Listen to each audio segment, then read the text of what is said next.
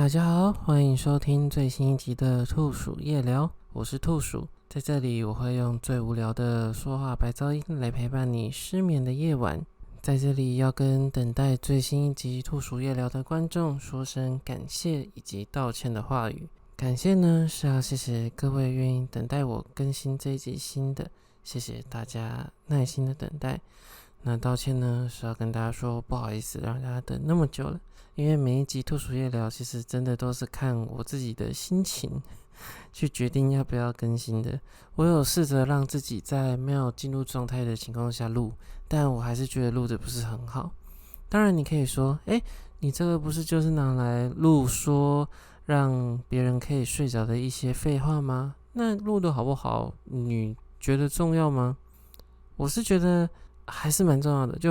虽然是在聊无聊的东西、无聊的话题，但它终究还是需要过自己心中的一个标准。这听起来有点讽刺，但确实就是我心中有一个非常莫名其妙的标准，所以真的非常不好意思。在没有更新的这段时间，其实我也有尝试录过几次，但我就觉得效果不是很好，所以呢，希望这次可以。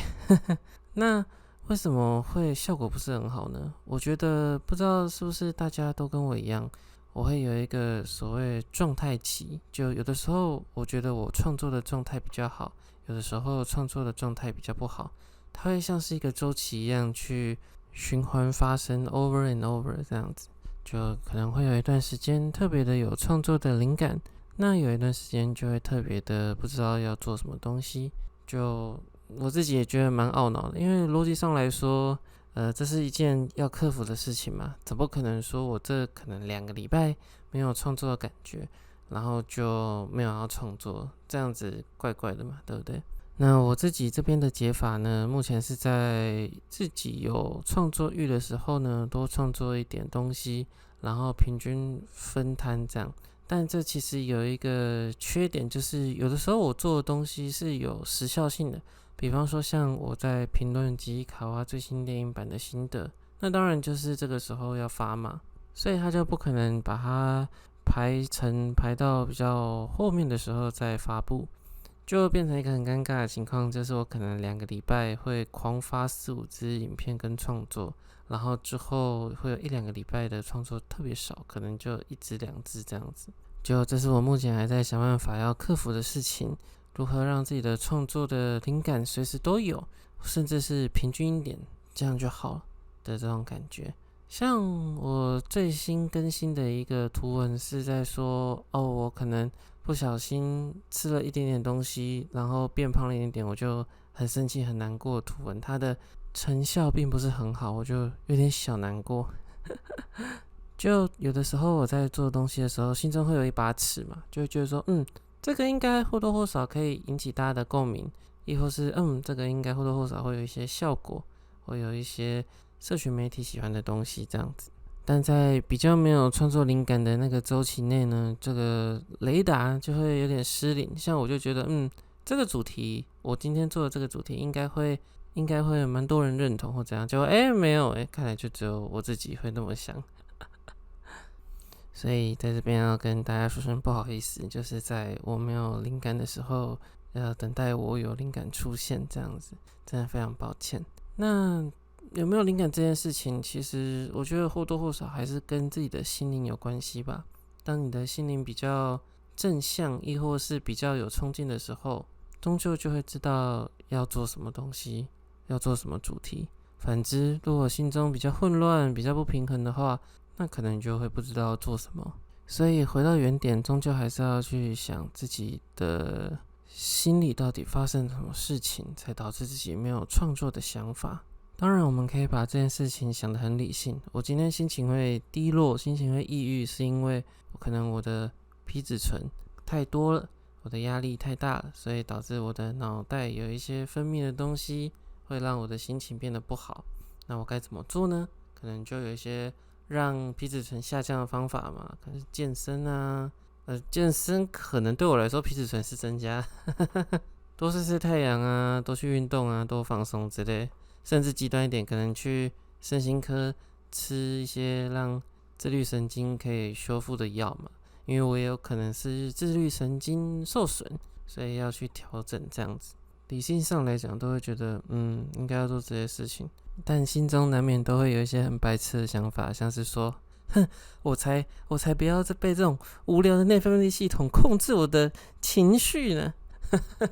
之类的，类似这种想法，就有点反骨。虽然这个反骨我觉得非常的笨，就是会说啊，我就是一切都是那么的有依据，然后因为我有少什么东西，所以我现在变得难过，这样吗？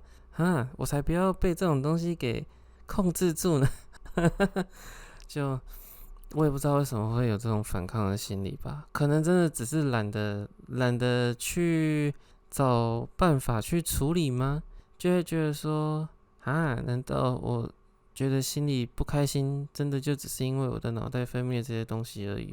的那种想法？但我觉得这是不太可取的一个想法啦，就是你如果觉得身体怎样怎样怎样，那你当然就是要去找办法去处理嘛，也不是说一定要吃药，就你有很多方法可以去让你的身体变好，那就是一定要尽可能的去想办法让它变好嘛，好转。毕竟不论是身体啊、心理啊，都是这样，你不能让不好的东西一直积累在你的身体里面嘛。那你随着时间累积，它只会变得越来越糟糕而已。不能把懒跟不想做当成是借口，当然终究还是要多去治愈一下自己的身心，我觉得会是比较好的事情。当然这些话是说给我自己听的，不要再逃避了啊，兔鼠，不要再逃避了。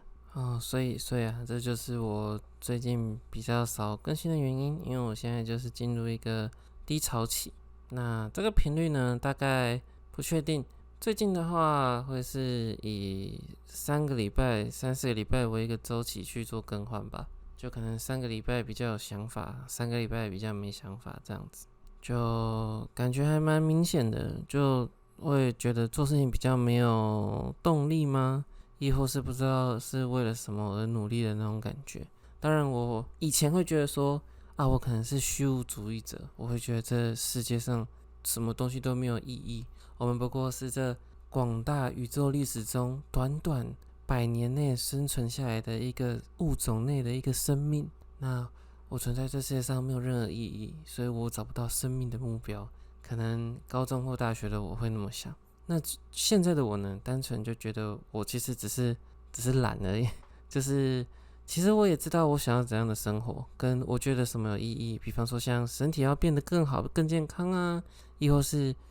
赚更多的钱，让自己的生活品质变好啊，这些东西对我来说都是有所谓的动力的，我会去想做的，而不是我真的不在乎他们，跟我不屑他们，我是在乎的，只是我懒得去进行一个增进自己、去让自己变好的一个动力。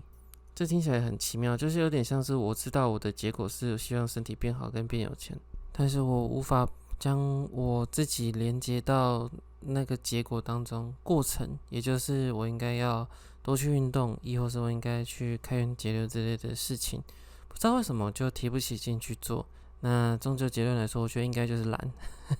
就我知道我要那么做，但是我不去做，因为那个动力不够。那这个动力源自于说我并没有连接到说这个未来对我来说有多重要这件事情，所以这才不是虚无主义。人家高尚的虚无主义是真的不把任何事情当作是有意义的，我只是懒得去做而已。之前线下展览跟着霸轩他们去布展的时候，就有一个虽然霸轩的粉丝有过来问我说，他觉得他的人生没什么动力，他不知道要做什么比较好，然后就问我想法。其实我那个时候心里面想的是 I got you bro， 我也是一样。但是我还是跟他说，就是你要多想一下这件事情对你来说这么重要啊，你要提起精神去帮自己加油打气啊，去做第一步就有动力啦之类的事情，这样子去激励他。当然我知道那一方面也是对我自己讲，我觉得人是要自己 push 的，就虽然说自己也会有低潮还是怎样，但还是要推着自己先动手做一下，而不是就是完全摆烂会比较好。这是我自己的想法，虽然我也很常真的是完全瘫在那里的那种心理状态，但我觉得终究就有推自己慢慢的一步一步往前，就一定会比较好，比原地踏步还要好很多。所以这也是我最近在继续努力的事情，就是想办法连结自己的人生目标跟该做的事情，还是要做这样子，而不是就是只想着想要发生什么事情，但是不去动手做这件事。或者听起来非常像废话，就是但对不起，对不起大家，就是因为我真的还没有到很深刻的连接这样子。我一直在思考，这到底是因为我自己的问题，还是成长背景的问题，亦或是我生存的环境的问题，去促使这件事情发生。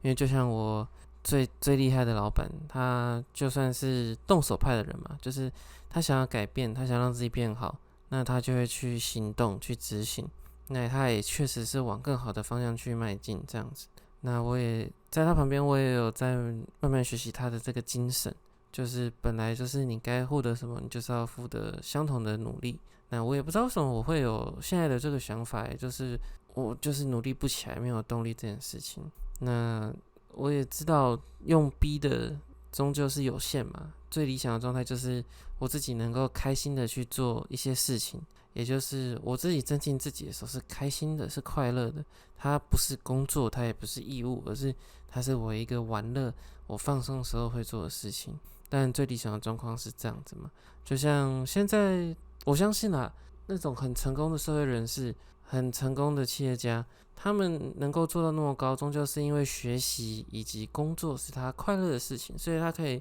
长时间的去做嘛，而不是说有人去逼他或怎样，所以他才可以做那么久。终究还是因为他自己喜欢这件事情嘛，所以这就是我目前想要期望自己可以达到的目标吧。就工作跟增进自己跟学习，不再是一个被逼着做的事情，而是一个我喜欢做的事情。当然这样说着简单，但真的实际要习惯，应该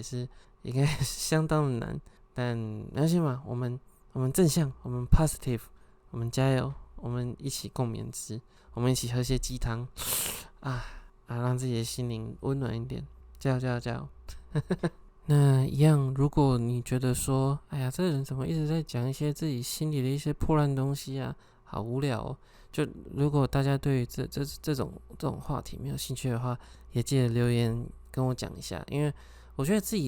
己录音终究还是会有一个盲区，就是你可能有些东西已经讲过了，但是你会忘记，然后一直讲，亦或是你自己讲的很起劲的东西，但其实大家没什么兴趣听，所以它会有一个自己的盲区在。所以，如果当我讲的东西真的太重复，或者是你真的觉得没什么意义的话，欢迎在下面留言，就是留你想留的东西这样子。虽然说我这个东西是让你想办法睡着的嘛，但我觉得无聊还是要无聊的有点有趣，不然的话我念字典就好了。还是我之后真的来念字典啊？如果我之后真的不知道讲什么的话，我就来念字典好了。好，那这是近期我陷入心理上的低潮的一些小心得，那就分享到这边。接下来就要讲我们第二个话题，就是这几天我在想的一件事情，那就是不知道狗跟猫它的一天跟我们人的一天在体感上面会差多少这件事情。先说，因为以生理上来讲的话，人类的大脑跟狗狗、猫猫的大脑能够处理的事情本来就不一样多嘛，所以对他们来说，究竟这样子闲闲无事没事做的一天，然后吃几顿饭，然后玩一下就睡觉的这段时间，对他来说会是无聊的，还是其实已经很够了呢？因为对现代人来说的话，我们存在一个很高节奏，需要一个很高效率的一个时代背景当中，我们但凡在这个时候跟中古世纪的人一样，花一整个下午的时间看着天空上面的云，应该或多或少会被说你怎么在浪费时间。而且现今被短影音侵蚀的我们注意力也非常的涣散，所以基本上我们如果有5分钟什么事都没做的话，应该也会受不了，然后开始想办法找事情做嘛。所以24小时对我们来说，当然是能够塞满就塞满。不论是运动或是工作，还是玩乐或是耍废，你终究会找一些事情来做。但对猫猫狗狗来说，就我们先来说被养在家里面的好了，野生的我们先不提，就单纯是以宠物来说的话，他们一天除了吃饭可能吃个2顿，然后可能偶尔一天出去玩个1-2次，可能1-2个小时，其他的时间应该都是自娱娱乐吧，就是找事情做。但我自己因为我没有养过狗狗猫猫，所以如果我有讲错的话，欢迎大家指出。就你不在家的时间，亦或是父母帮你照顾的时间，应该也就是偶尔拿逗猫棒跟宠物玩具跟他们玩嘛，然后其他时间他们也不知道干嘛，可能就发呆之类的。那这段发呆时间对他们来说会很无聊吗？还是说，其实这样子对他们来说已经很够用了？就他们是在做所谓的巡视，亦或是他们就在放松？就我很好奇，因为毕竟我们是用人，我是用人的角度去思考这件事情嘛。那我就觉得，如果是人的话，这样会很无聊。但因为毕竟他们的大脑结构根本不一样，所以对他们来说，这已经很足够去享受他们的人生了。所以我觉得很好奇，因为这又会延伸到一件事情，就是宠物的狗狗猫猫跟野外的狗狗猫猫，那他们经历的事情有没有一样？因为如果说野外的狗狗猫猫，他们会一直走来走去嘛，或者是他们也一样会在定点休息几个小时，那对他们来说，应该也不会说是无聊嘛。他们可能就是在占领他们的领地，他们在领地内休息之类的。那如果不是狗狗猫猫呢？如果是别的动物，比方说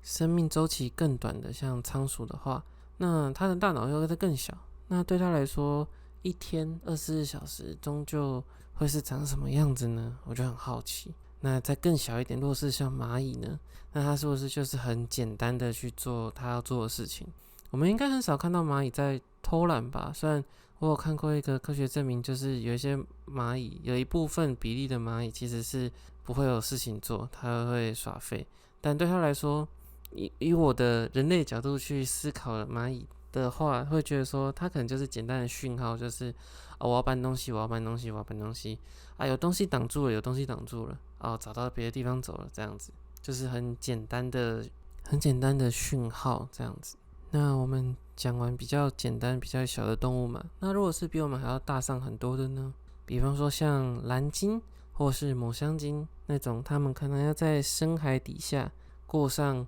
数年、数个月的生活，那他们的每一天会不会很无聊？因为他们的大脑其实比我们大很多，虽然结构跟我们不一样，可能也没办法跟我们做到一样复杂的思考，但他们终究是比较高级的大脑嘛。那这样子每天在深海什么东西都看不到的地方，那它有声呐，它可以感知周遭的一切。那对他来说，24小时的一天会是想什么样子呢？我就也很好奇，因为就像虎鲸嘛，虎鲸是公认就是很聪明、比较机灵的动物，他们也会有所谓的时尚，他们会有发现说，他们可能会群体一起去玩海龟啊，去玩海豹啊，会为了玩乐去做一些集体的事情，而不是单纯为了要进食。那对他们来说，那他们的一天又会是怎样呢？我就也很好奇啊。这当然就只是我们这个恐怖双足猿无聊的时候会想的事情，其他动物应该都不会有心思在想这些事啦。但我还是觉得蛮酷的，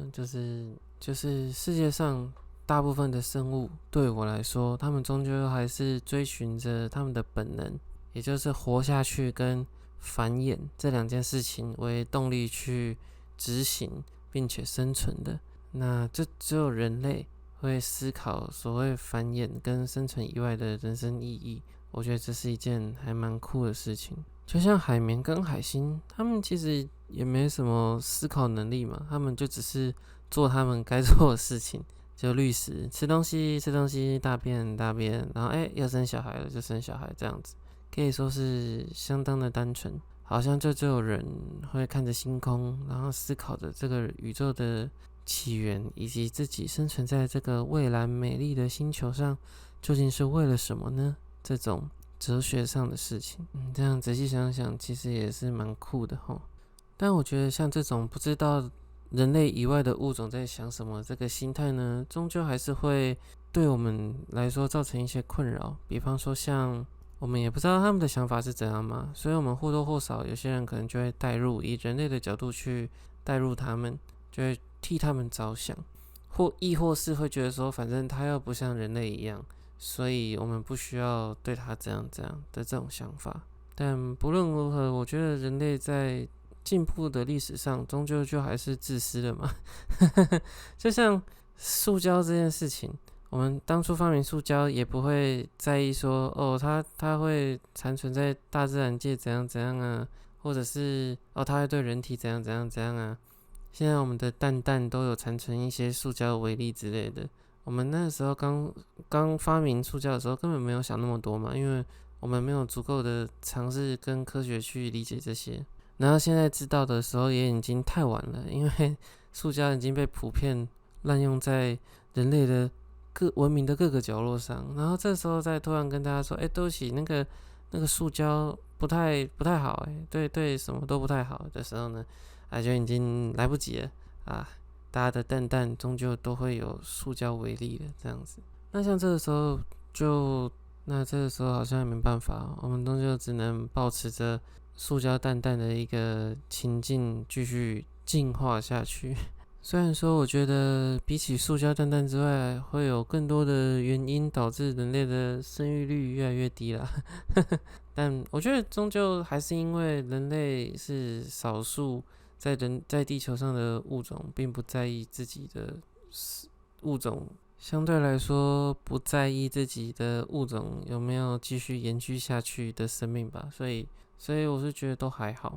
反正地球已经存在了几亿年了嘛，我们人类这个物种终究对他来说就是一个昙花一现的小生命而已。我觉得我们在这近100年的短暂寿命下，尽可能的让自己发光发热，释放出小小的小烟火，去照亮着这颗美丽的蓝色星球，对他来说应该就是最好的事情。所以我觉得大家就尽力而为，让这个世界变得更好，应该就是唯一要做的事了。哇，我好厉害哦，这样都可以转成心灵鸡汤。好，那在最后呢，当然还是要跟大家呼吁一下，就是以上我讲的东西呢，它的科学性跟论证性其实也没有到很多，比较像是我在跟大家聊天这件事情的那种感觉。所以如果你有觉得我哪里说错了，亦或是你觉得说哪里有什么什么文献是这样说，兔鼠你说的是错的，当然欢迎大家在下面留言区反驳我这样子，或跟大家科普。谢谢大家。所以我觉得看书其实是真的是蛮重要的一件事情哦，因为当你说话的时候，你说话的分量都是由你阅读的东西所累积下来的嘛。我终究觉得，当别人在问你说，那你这个论调是哪来的时候，你去跟他说，因为我看了什么什么书，然后他有什么什么的理论啊，你看这是他的文献，这是他的证明什么的，跟这个是我用 ChatGPT 问的得到的答案相比，我觉得看书的厚度跟分量终究还是比较大一点。因为 ChatGPT 它给你的资料终究是二手的嘛，就是它是先去抓别人的资料，然后统转之后再给你，所以你拿到的已经是二手的资料了。那它在帮你统整的过程当中，有经过它所谓的思考，它的算法去整理过后再给你，那就已经跟原本的资料可能会有一些偏差的描述嘛，就它可能就不会跟原本的文献说的一模一样。而且我们都知道 ChatGPT 终究还是偶尔会有所谓的幻觉，它偶尔还是会说错事情，所以自己有看书并且好好的把它记在自己的脑海里，我觉得还是有助于自己在论述东西跟在输出自己的想法上是有极佳的一个成效的。大家在这个 AI 使用非常方便的年代，请记得一定还是要多阅读一些书籍之类的。那如果是 AI 生成的书，那还是先不要吧。但是当然，我觉得不要那么极端嘛，就不要说 AI 写的东西你都不要看，因为我觉得或多或少还是要去吸收一点。像我自己还是有在问 AI 一些事情，还是有在跟 AI 聊一些东西，所以我比较能感受到所谓 AI 的语感是什么感觉。就很奇妙。我明明也不是什么语文系或怎样什么的，但是我觉得终究是因为 AI 它想呈现的文字的那个样式终究比较模板化，所以我跟他聊天聊久了，我看他的回复看久了，你看网络上面的文章，你就能很清楚的感觉到哪些是真人写的，哪些是 AI 写的。当然这也是有一点点的幸存者偏差，我相信一定有那种很厉害的 AI， 他写的文章已经让我看不出来是不是 AI 写的了，但至少现在的我还是能够判断说哪一些是基础 AI 写的文章，就是那个判断力我觉得还是蛮重要的，就是你要知道说哪些是 AI 做的，哪些不是 AI 做的。那我觉得在创作上面也是一样，因为我觉得有些人可能现在拍照，他可能不是职业的摄影师，那他可能帮自己的电商做商品照，那他会交给 AI 去做一次润饰还是什么的。但当你对于摄影或设计没有基础的一些想法的时候，一些用读书或者是阅读文章、阅读以前前辈们的知识，你没有那些知识点去让 AI 帮你修的话，你很容易会不知道说他修完之后还有什么东西要调整的。以最简单的例子来说，有现在很多的摊贩，他们所用的食物照片都会有 AI 生成的太繁琐细碎的细节，导致它的东西看起来很像是一颗一颗一粒一粒很恶心，很像虫卵的东西。那如果你今天你有稍微有一点点的可能调色构图上啊，亦或是拍照的一些基本知识的话，那你可能就知道说，天哪，这个 AI 它修的太夸张了，那我可能要再跟他聊一下，跟他说不要修那么夸张。那你至少可以拿到一张还不错的，你有拍完照的一个不错的调色的照片嘛。所以我觉得在这个时代，终究我们的生活会有一些 AI 存在。我也没有要提倡说你一定要去用 AI 或什么的，而是当你要用 AI 之前，它终究是一个工具。你对于你要执行的这个行业的东西，你还是要有一定的基础知识，你还是要去学习，才会事半功倍嘛。就你不会觉得说，反正我生成这样就好了，它看起来不错。就它终究是一个工具，它是拿来辅助你的，它不是帮你做所有一切的事情的。至少以今年来说是这样了，我不知道未来是这样，说不定未来真的可以，那我不知道。所以这又衍生到另外一个问题，就是你今天会用 AI，并不代表你比原先在这些行业里面的那些职人还要更强，你只是会了一个工具。说实在话，厉害的也是那个 AI， 不是你嘛。所以我觉得尊重嘛，